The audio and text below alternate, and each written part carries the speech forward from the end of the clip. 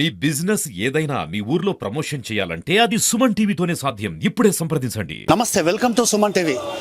గత 9 తారీఖు నాడు కలకత్తాలో డ్యూటీలో ఉన్న జూనియర్ డాక్టర్ మీద ఒక అగంతకుడు అత్యాచారానికి గురి చేశాడు. దానికి సంబంధించిన పూర్తి డీటెయిల్స్ ఇక్కడ సిద్దిపేట పట్టణంలో జూనియర్ డాక్టర్లు ధర్నా చేస్తున్నారు. వాళ్ళకు పూర్తి వివరాలు తెలుసుకునే ప్రయత్నం చేద్దాం. సార్ చెప్పండి. నమస్కారం అండి. మేము జూనియర్ డాక్టర్స్ అందరం కూడా ఈరోజు ప్రొటెస్ట్ దిగుదామని ప్లాన్ చేసుకున్నాము. మేమంతా కూడా గవర్నమెంట్ హాస్పిటల్ సిద్దిపేట ఉంది కదా, అక్కడి నుంచి వచ్చాము. అయితే కలకత్తాలో జరిగిన విషయం మా దగ్గర జరగదా? కలకత్తాలో జరిగిన విషయం మీద ఇంత మొండి చేతి ఉన్నప్పుడు జనాలకి కానీ, పబ్లిక్కి కానీ, ఇంకా రాజకీయ నేతలకు కానీ అందరికీ ఉన్నప్పుడు మా పరిస్థితి వచ్చినప్పుడు ఏంటి? మేము వాళ్ళకి నిలబడకపోతే ఎవరు నిలబడతారు? మేము నిలబడుతున్నాం, సరే వారం అవుతుంది. ఎక్కడైనా ఏమన్నా సరైన న్యూస్ విన్నారా? ఏమన్నా ప్రాసెస్ మంచిగా అవుతుందని విన్నారా? ఒక రోజేమో హత్య అంటారు, ఇంకో రోజేమో సూసైడ్ అంటారు, ఇంకో రోజేమో ఒక్కడి మానభంగం చేసి పట్టుకున్నాం అంటారు, ఇంకో రోజు ఆటాప్సీ చేసిన డాక్టర్కి చూస్తే 10 మంది వీర్యం ఉంది. 10 మంది వీర్యం ఉన్న కేసుని సూసైడ్ కింద ఎట్లా కవర్ చేద్దాం అనుకున్నారు? దాని గురించి ఎందుకు ఎవరు మాట్లాడలేదు? ఒక దేశ ప్రధాని కానీ, లేకపోతే ఒక పార్లమెంట్లో కానీ, ఒక అసెంబ్లీలో కానీ దీని గురించి ఎందుకు చెప్పడం జరగట్లేదు? ఒక అభయ, అలాగే ఒక నిర్భయ జరిగినప్పుడు ఎంతమంది మాట్లాడారు? దేశం అంతా ఒట్టుడికింది.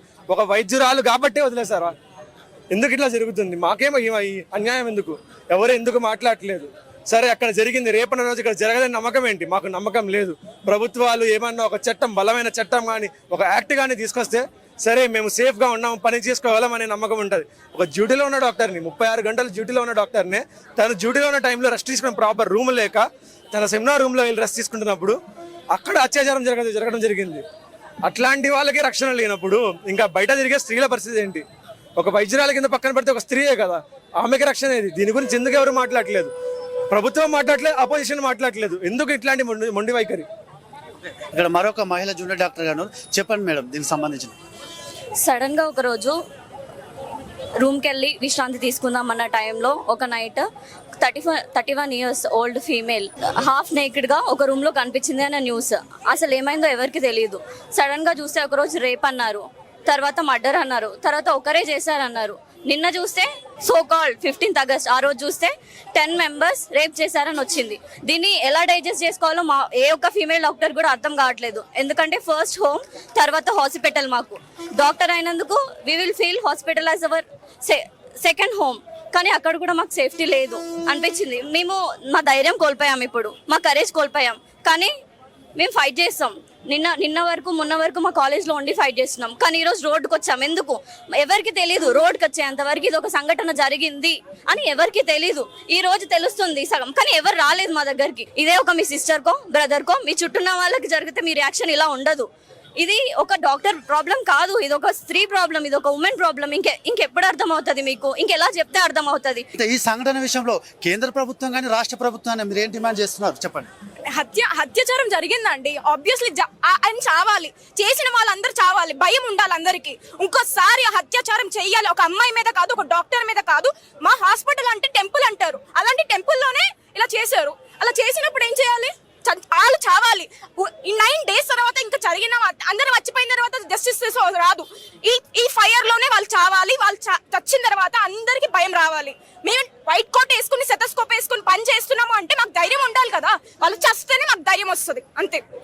చిన్నప్పటి నుంచి ఆడపిల్లలు ఇది చెయ్యొద్దు, ఆడపిల్లలు ఇలా బట్టలు వేసుకోవాలి, ఆడపిల్లలు ఈ టైం దాటితే బయటికి వెళ్ళొద్దు అని ఇన్ని చెప్తారు, ఇన్ని సూక్తులు చెప్తారు. కానీ ఒక మగవాడికి ఎంతమంది చెప్తున్నారు? ఒక మగవాడిని ఎంతమంది సరిగ్గా పెంచుతున్నారు? ఆడపిల్లని ఈ దృష్టితో చూడొద్దు, ఆడపిల్లని ఇలా చెయ్యొద్దు అని ఎంతమంది చెప్తున్నారు? ఏ తల్లిదండ్రులు కూడా సరిగ్గా పెంచట్లేదు అని నేను అనట్లేదు. కానీ ఒక చోట మంచి ఉంటే చెడు కూడా ఉంటుంది. ఆ చెడు వాళ్ళు ఈ సొసైటీలోకి రావడం వల్లే కదా ఇలా జరిగింది. We totally failed as a society. ఇది చెప్పుకోవడానికి కూడా చాలా సిగ్గుగా ఉంది. మన వర్క్ ప్లేస్ లో కూడా ఒక అమ్మాయికి సేఫ్టీ లేకపోతే ఎక్కడ ఉంటుంది?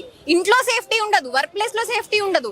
నిజంగా ఒక అమ్మాయి బట్టల మీద జడ్జ్ చేస్తూ నువ్వు అలాంటి బట్టలు వేసుకున్నావు కాబట్టి నిన్ను రేప్ చేశారు అని అంటే గనక పసిపిల్లని వదులుతున్నారా? పండు ముసల్దాన్ని వదులుతున్నారా? వారేం బికినీలు వేసుకుని రోడ్డు మీద తిరగట్లేదే. వాళ్ళ మీద ఎందుకు అత్యాచారాలు జరుగుతున్నాయి? మగవాడి చూపులో దృష్టి లోపం ఉంది కాబట్టి జరుగుతున్నాయి, అంతే తప్ప ఒక ఆడదాన్ని జడ్జ్ చేసే ధైర్యం కూడా ఎవరు చేయకూడదు. ఒక ఆడదాని మీద చెయ్యి వెయ్యాలన్నా సరే ప్రతి ఒక్కడికి 2020లో సెంట్రల్ ప్రొటెక్షన్ యాక్ట్ అని చెప్పేసి ఒక యాక్ట్ ని ప్రతిపాదించడం జరిగింది. అది ఇంకా అమల్లోకి రాలేదు. ఆ సెంట్రల్ ప్రొటెక్షన్ యాక్ట్ అనేది ప్రతి వైద్య విద్యార్థికే కాదు, అందరు వైద్యులకి, దేశంలో ఉన్న అందరు వైద్యులకి ఒక రక్షణ కల్పించే ఒక శ్రీరామ రక్ష అవుతుందనే కోరికతోటి మేము విధుల్లో ఉండాల్సిన వాళ్ళం. ఈ పాటికి మేము ఇక్కడ నడి రోడ్డు మీద కూర్చొని ఈ వర్షంలో తడుస్తున్నామంటే మాకు కావాల్సిన న్యాయము మాతోనే కాదు, ఇందులో సమాజంలో ఉన్న జనాలందరికీ అవగాహన రావాలి, వాళ్ళందరూ మాకు సపోర్ట్ చేయాలని ఒక చిన్న విజ్ఞాపనతోటే మేము రోడ్డు మీదకి రావాల్సి వచ్చింది.